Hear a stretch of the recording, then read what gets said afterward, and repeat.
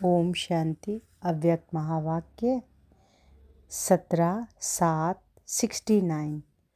अव्यक्ति स्थिति बनाने की युक्तियाँ। अव्यक्ति स्थिति अच्छी लगती है या व्यक्त में आना अच्छा लगता है? बाबा पूछते हैं कि अव्यक्ति स्थिति अच्छी लगती है या व्यक्त में आना अच्छा लगता है। अव्यक्त स्थिति में आवाज़ है। बाबा पूछते हैं आवाज़ है अव्यक्त स्थिति में? आवाज़ से परे रहना चाहते हो? जब आप सभी आवाज़ से परे रहने का प्रयत्न करते हो तो अच्छा भी लगता है, तो फिर बाप दादा को व्यक्त में क्यों बुलाते हो? हर वक्त अव्यक्त स्थिति में रहे उसके लिए पुरुषार्थ करना है। तो हर वक्त अव्यक्त स्थिति में रहे उसके लिए क्या पुरुषार्थ करना है? बाबा पूछते हैं कि सिर्फ एक अक्षर बताओ जिस एक अक्षर से अव्यक्त स्थिति रहे। कौन सा अक्षर याद रखेंगे जो अव्यक्त स्थिति बन जाए? बाबा पूछ रहे कौन सा अक्षर याद रखेंगे? मनसा वाचा कर्मणा तीनों ही व्यक्त में होते अव्यक्त रहे उसके लिए एक अक्षर बताओ।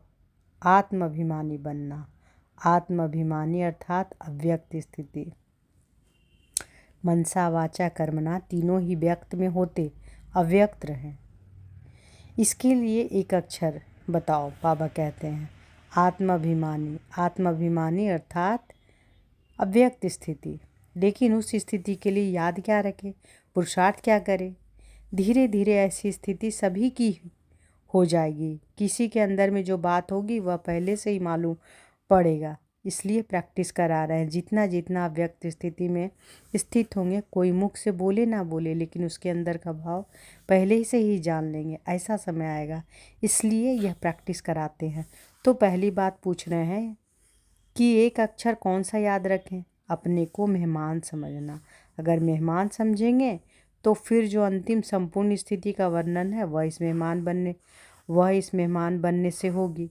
अपने को मेहमान समझेंगे तो फिर व्यक्त में होते हुए भी अव्यक्त में रहेंगे। मेहमान का किसी के साथ भी लगाव नहीं होता।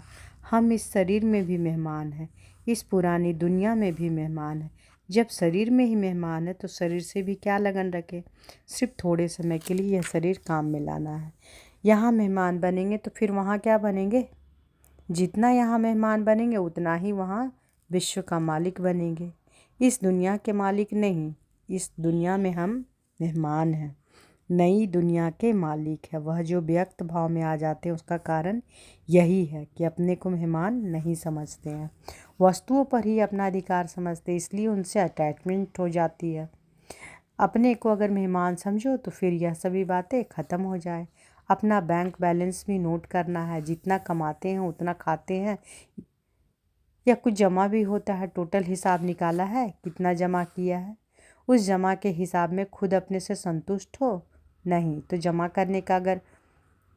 करने का और कोई समय रहा हुआ है?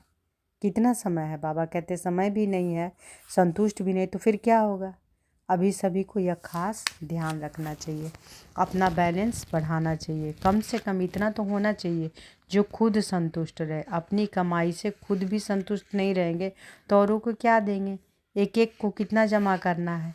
क्या सिर्फ अपने लिए जमा करना है या औरों के लिए भी करना है? औरों को दान करने के लिए जमा नहीं करना है। बाबा कह रहे हैं औरों को दान करने के लिए नहीं जमा करना है। ऐसा समय भी आएगा जो सभी भिखारी रूप में आप लोगों के यह भीख मांगेंगे तो उन्हों को नहीं देंगे। इतना जमा करना पड़ेगा ना। अपने लिए तो करना ही है, लेकिन साथ साथ ऐसा दृश्य सभी के सामने होगा। जो आज अपने को भरपूर समझते हैं वह भी भिखारी के रूप में आप सभी से भीख मांगेंगे तो भीख कैसे दे सकेंगे? जब जमा होगा ना। दाता के बच्चे तो सभी देने वाले ठहरे।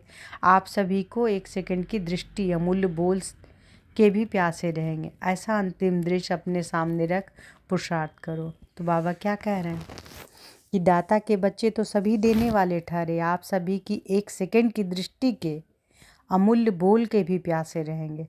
ऐसा अंतिम दृश्य अपने सामने रख पुरुषार्थ करो। ऐसा ना हो कि दर पर आई हुई कोई भूखी आत्मा खाली हाथ जाए। साकार में क्या करके दिखाया? कोई भी आत्मा असंतुष्ट होकर ना जाए, भल कैसी भी आत्मा हो लेकिन संतुष्ट होकर जाए। तो ऐसी बातें सोचनी चाहिए, सिर्फ अपने लिए नहीं। अभी आप रचयिता हो, एकक रचयिता के पीछे फिर रचना भी है। माँ बाप को जब तक बच्चे नहीं होते, माँ बाप की कमाई अपने प्रति ही होती है। जब रचना होती है तो फिर रचना का भी पूरा ध्यान रखना पड़ता है। अपने लिए जो कमाई थी वह बहुत समय खाया मनाया, लेकिन अब अपनी रचना का भी ध्यान रखना है।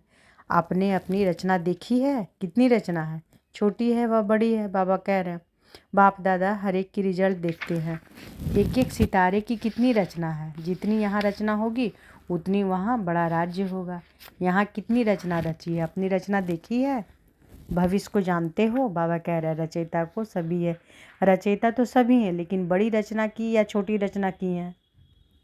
बाबा पूछ रहे रचयिता तो सभी हो, लेकिन सभी ने रचना कितना की है? छोटी या बड़ी? आस तो बड़ी की है, बड़ी रचना के साथ फिर जिम्मेवारियां भी बड़ी हैं। अच्छा, ओम शांति।